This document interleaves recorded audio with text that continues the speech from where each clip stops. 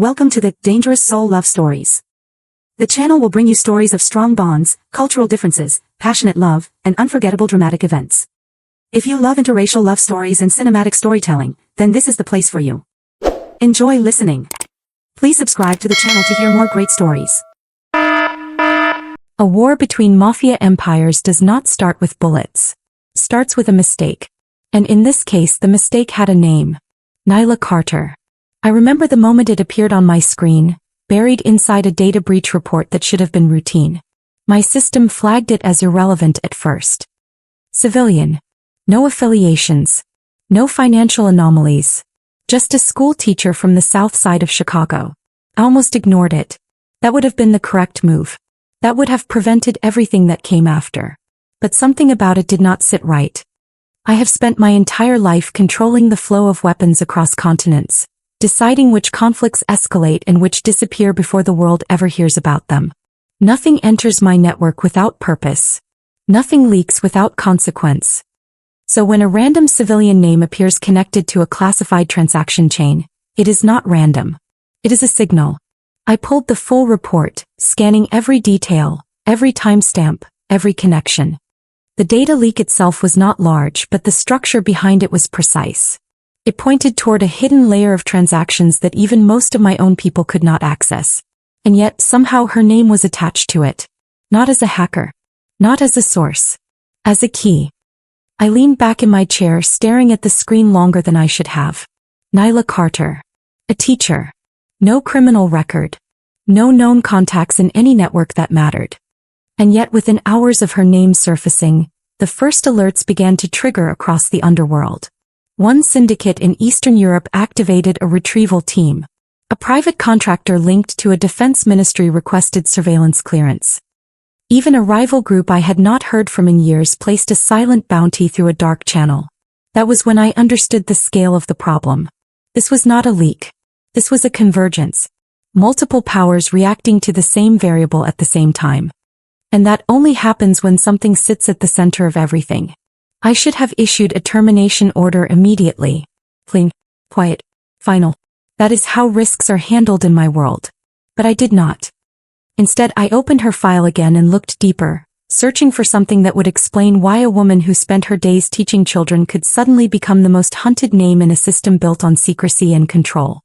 I found nothing. And that nothing was the most dangerous detail of all. Because in my experience, the most destructive forces are not the ones you can see coming. They are the ones that should not exist at all.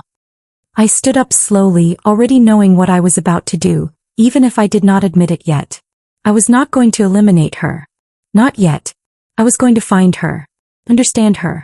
Control the situation before it spiraled beyond reach. That was the plan. Simple. Predictable. That is what I told myself as I walked out of that room. But somewhere beneath that logic, a quieter thought was forming, one I did not want to acknowledge. If she was just a teacher, then why did her name feel like the beginning of a war that no one could stop? They moved faster than I expected. That was the first sign this was not a normal hunt. In my world, information spreads in controlled waves. Orders are given, routes are planned, outcomes are calculated. But this time there was no order. Just reaction. Raw, unfiltered reaction. Within 12 hours of Nyla Carter's name appearing in the system, 3 separate factions deployed teams into Chicago. No coordination. No negotiation. Just urgency. That alone was enough to confirm what I already suspected. Whatever she had or whatever she was connected to, it was not just valuable. It was destabilizing. I tracked the movements through my network, watching as pieces shifted across the board without a central command. Eastern European operators landed first. Clean professionals. Silent entry, no digital footprint. A private military unit followed shortly after, moving under diplomatic cover. And then the third group appeared. The unpredictable ones. Independent contractors, the kind who do not follow rules because they do not belong to any system. When they enter a situation, it means the situation is already out of control. I stood in front of the map, watching the city light up with activity that should not have existed at this scale. All of it pointed toward one person. One teacher who, by every measurable standard, should have been invisible. I should have eliminated her before it reached this point. That thought came and went quickly. It was no longer an option. Too many eyes were already on her. Removing her now would not contain the situation. It would confirm its importance. And confirmation in a system like mine spreads faster than any bullet. I needed to reach her first. Not as an executioner. As the only variable that could still bring structure back into this chaos. I moved before anyone else could close the distance. The school was exactly where the file said it would be. Old building. Faded walls. The kind of place people stop noticing after they pass it every day. I arrived during dismissal. Children flooding the sidewalks, noise, movement, distraction. Perfect cover for anyone who knows how to use it. I saw her before she saw me. Standing near the entrance, speaking to a student, her posture calm, her expression focused. There was no sign of fear. No sign that she understood what was already moving toward her from every direction. That was the second thing that did not make sense. People sense danger even if they do not understand it. It shows in small ways. In hesitation. In the way they look around. He had none of that. She looked like exactly what her file said she was. A teacher finishing her day. I approached without rushing, blending into the movement around us. Timing mattered. Too early and I would expose myself. Too late and someone else would take the shot. Nyla Carter, I said when I was close enough. She turned, her eyes meeting mine without hesitation. No fear. Just awareness. Yes, she said. One word. Steady. I studied her for a second, searching for any sign of recognition. Nothing. Good. That meant my face still meant nothing to her. We need to talk, I said. Direct. No pretense. She frowned slightly, not defensive but cautious. About what? She asked. Fair question. One I could not answer honestly. Not yet. Something you have, I replied.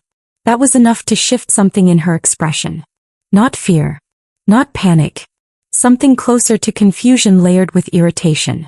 I do not know what you are talking about, she said. And for a moment I believed her. That was the problem. If she did not know, then this was worse than I thought. Much worse. A sudden movement across the street caught my attention. A man stepping out of a car, posture wrong, eyes scanning too deliberately. Not local. Not random. First team had arrived. I stepped closer to her, lowering my voice. Listen to me carefully, I said. You are in danger whether you understand it or not. She pulled back slightly, her eyes narrowing now. Who are you? She asked. I ignored the question. There was no time. Another vehicle slowed at the corner. Different team. Faster than expected. You need to come with me now, I said. This time there was urgency in my voice. Real urgency. She hesitated. Of course she did. To her, I was just a stranger making impossible claims. But hesitation in my world gets people killed. I reached for her arm, not roughly but firmly enough to make the choice for her. Move, I said. That was when the first shot rang out. Not aimed at us. Not yet. A warning. Or mistake. Either way, it shattered whatever normal existed a second before. Screams erupted around us. Children scattering. Chaos blooming exactly the way chaos always does. Fast. Loud. Uncontrolled. Her eyes widened then, finally catching up to the reality of what was happening. I did not wait for another second. I pulled her into the flow of movement, using the panic as cover, redirecting us away from the open street and into a narrow alley behind the building. Footsteps echoed behind us. Not random. Not civilians. They were already closing in. Faster than they should have been. I calculated distance, angles, escape routes, all in a matter of seconds. This was no longer a controlled operation. This was survival. We reached the alley exit just as another vehicle cut across the far end, blocking the path. Too clean. Too coordinated. That meant at least two groups were already overlapping. Worst case scenario. I turned sharply, pulling her back the way we came, adjusting the route in real time. She stumbled slightly, trying to keep up, her breathing uneven now, reality finally settling in. What is happening? She said, her voice shaking just enough to be human. I did not answer. There was no answer she would understand yet. Not one that mattered in the next 30 seconds. We cut through a side door into a service corridor, then out into another street. Temporary distance. Not safety. Never safety. I stopped briefly, turning to face her. Do you have anything that does not belong to you? I asked. Direct. Focused. She stared at me, confusion and fear finally mixing in her expression. What? She said. Anything, I repeated. A drive. File. Something you picked up without thinking. She shook her head immediately. Too fast. Reflex, not certainty. I held her gaze, pushing harder. Think, I said. Because people do not start wars over nothing. That was when it happened. A flicker. Small. Almost invisible. But I saw it. Recognition. She knew something. Maybe not everything. But enough. Her hand moved instinctively toward her bag just for a second. That was all I needed. I exhaled slowly, the final piece locking into place. You do have something, I said quietly. She froze, realizing too late that she had already answered me without speaking. In that moment, everything became clear. She was not the source of the data. She was not the creator. She was the carrier. The access point. And that meant one thing above everything else. Whoever controlled her controlled what was inside that data. I looked back toward the street, already hearing movement closing in again. Time was gone. Options were gone. There was only one path left. I met her eyes one more time, my voice lower now but sharper than before. You are not just being hunted, I said. You are the reason this war started. The war did not begin with an explosion. It began with alignment. Too many forces moving toward the same target at the same time without coordination, without permission. That is how you know something has gone wrong at the highest level. By nightfall, Chicago was no longer a city. It was a battlefield disguised as one. I moved Nyla through back routes I had not used in years, cutting through service corridors, abandoned buildings, and blind zones that only existed because I built them that way. Every step was calculated, but for the first time calculation was not enough. They were adapting. Fast. Faster than any operation I had seen before.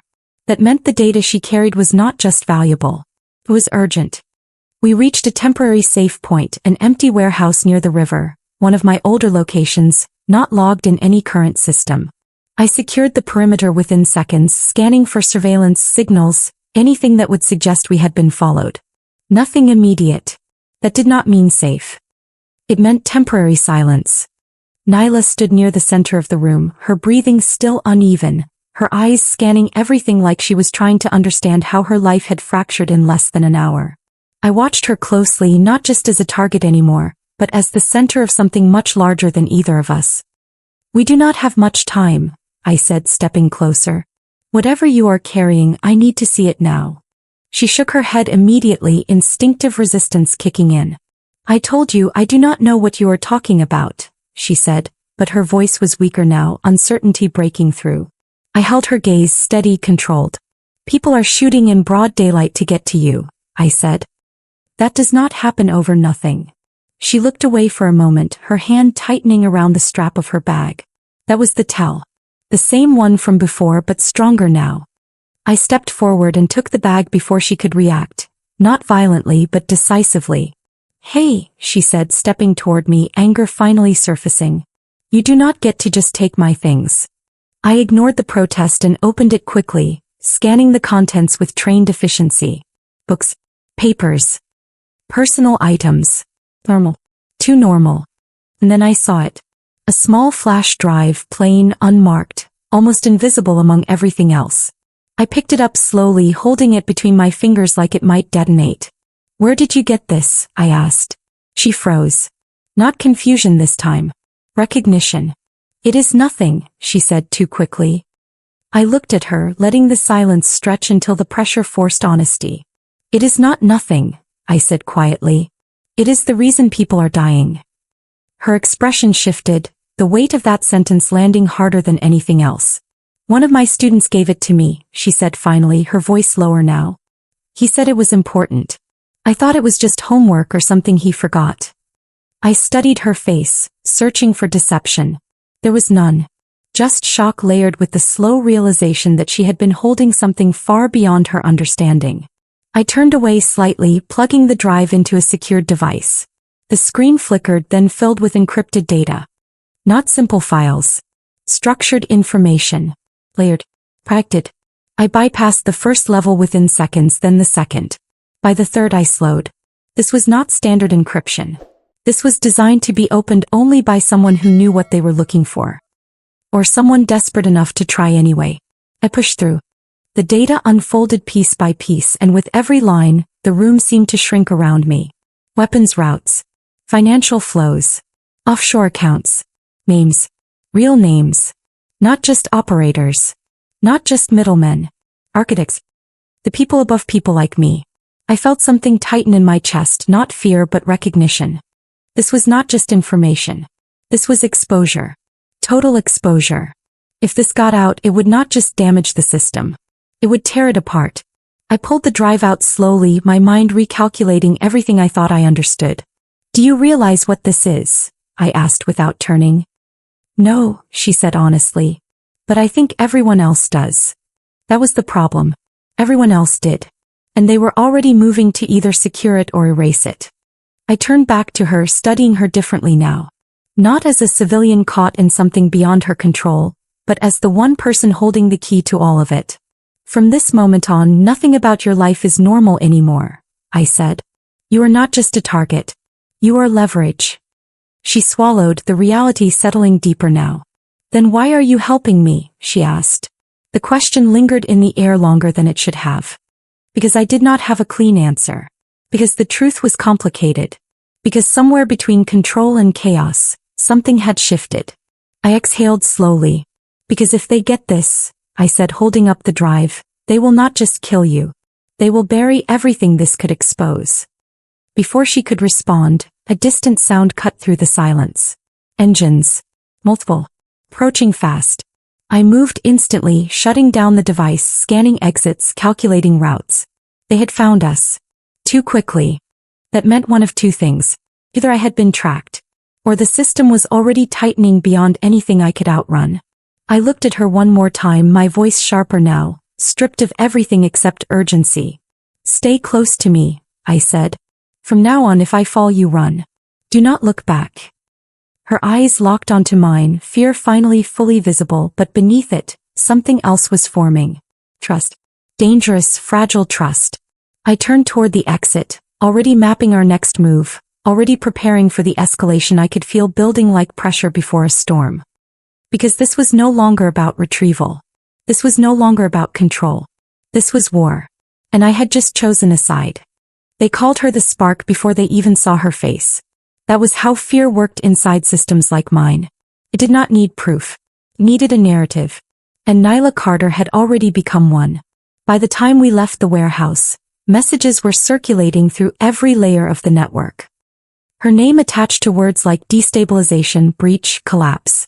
Not because they understood what she carried, but because they understood what it could do.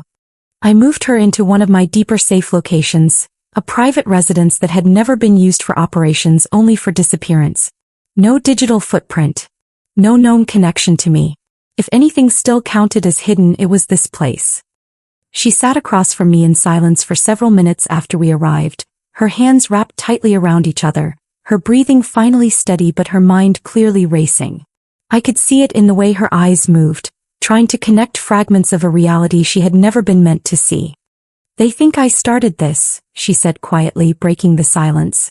I did not answer immediately. Because they did. Not technically. Not logically.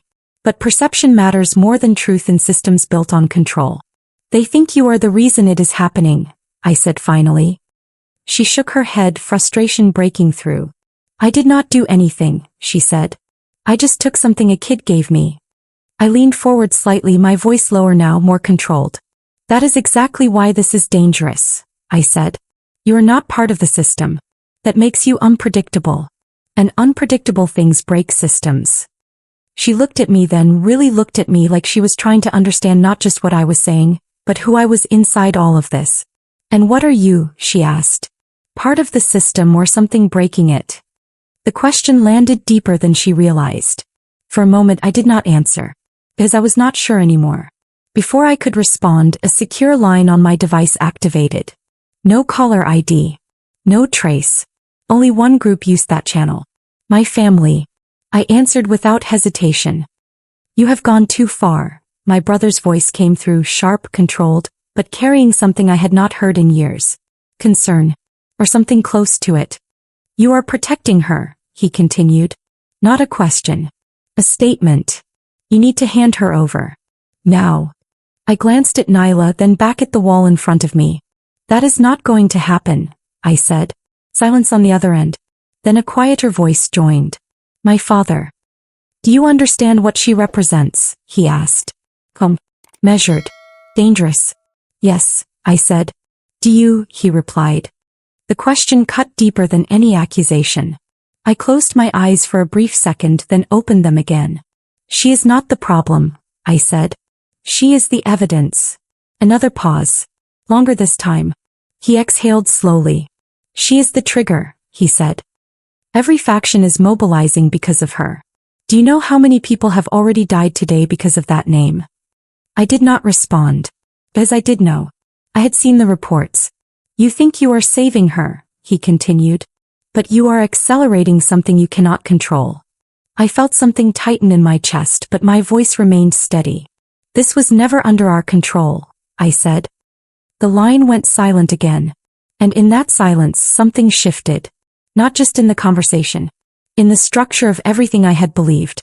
My father spoke again, slower now. Bring her in, he said. We can contain this. Fix it. Like we always do. That was the moment the illusion finally broke. Not because of what he said. But because of what I now understood behind it. Containment did not mean resolution. It meant burial. Erasure. The system surviving by removing anything that threatened to expose it. I looked at Nyla again. She was watching me, not hearing the words but feeling the weight of them. No, I said quietly. We are not fixing this. The line disconnected immediately. No warning. No threat. Just silence. That was worse. Because silence meant decision. I lowered the device slowly, the final piece locking into place inside my mind. What just happened? Nyla asked, her voice careful now. I met her eyes. I just became the enemy, I said. The words felt strange but not wrong. Outside the world was already shifting. Alliances breaking. Orders changing. Targets being redefined. And at the center of all of it was her. Not because she caused it, but because she revealed it. She swallowed, the weight of that settling deeper into her expression. Then I should leave, she said suddenly. If I am the reason this is happening, then maybe I can stop it. I shook my head immediately. No, I said. If you leave, they will take the data and bury it. Everything that could expose them disappears with you. She looked down for a moment, then back at me. And if I stay, she asked. I held her gaze, not softening the truth. Then everything comes down on us, I said. The room fell silent again, but this time it was not confusion. It was clarity. She nodded slowly, the fear still there but something else rising beneath it. Resolve. Then we do not run, she said. I studied her for a moment, realizing what everyone else had missed. She was never the cause of this war. She was the only way out of it. And that was exactly why they were afraid of her. They expected me to walk in alone. That was the first mistake they made. The second was believing I still played by their rules. The council chamber was already filled when I entered. Familiar faces arranged in calculated silence, each one representing a piece of the system that had shaped me, used me, and now demanded my obedience. Nyla walked beside me, not hidden, not protected, but present. That alone sent a ripple through the room. One of them leaned forward, eyes sharp with controlled anger. You brought her here, he said. Not surprise. Disapproval. You started this war over her, another added. I stopped in the center of the room, letting their words settle before responding. No, I said calmly. This war started long before her. Pause. Subtle. Dangerous. I could feel the shift. They were listening now, but not to understand. To decide. She is the trigger, my father said, his voice cutting through the room with quiet authority. Remove the trigger and the system stabilizes. I looked at him, really looked at him, and for the first time I saw it clearly. Not power. Not control. Fear. Not of her. Of what she represented. I connected the device to the system without waiting for permission. Screens flickered. Then the truth appeared. Not fragments. Not controlled leaks. Everything. Transactions, names, hidden chains of command. the architecture behind every war they had ever claimed to manage. I watched their expressions change in real time. Not confusion. Recognition. The kind that cannot be denied. Do you understand what you are doing? Someone demanded, voice breaking under pressure. I met his gaze without hesitation. Yes, I said. I am ending it. The room erupted into motion, orders flying, security shifting, but it was already too late. Information at that level does not stay contained. It spreads, fractures, destroys. I stepped back beside Nyla, the weight of everything settling over me, not as loss but as clarity. You called her the cause of this war, I said, my voice steady, carrying through the chaos. But she is the only reason it ends. Silence followed, heavy and final. My family said nothing. Because there was nothing left to say. The system was already collapsing, not from force but from exposure. I turned away from them, from everything I had built, and walked out with her without resistance. No one stopped us. Not because they could not, because they no longer controlled what came next. Outside the world looked unchanged, but I knew better. Wars do not always end with victories. Sometimes they end with truth.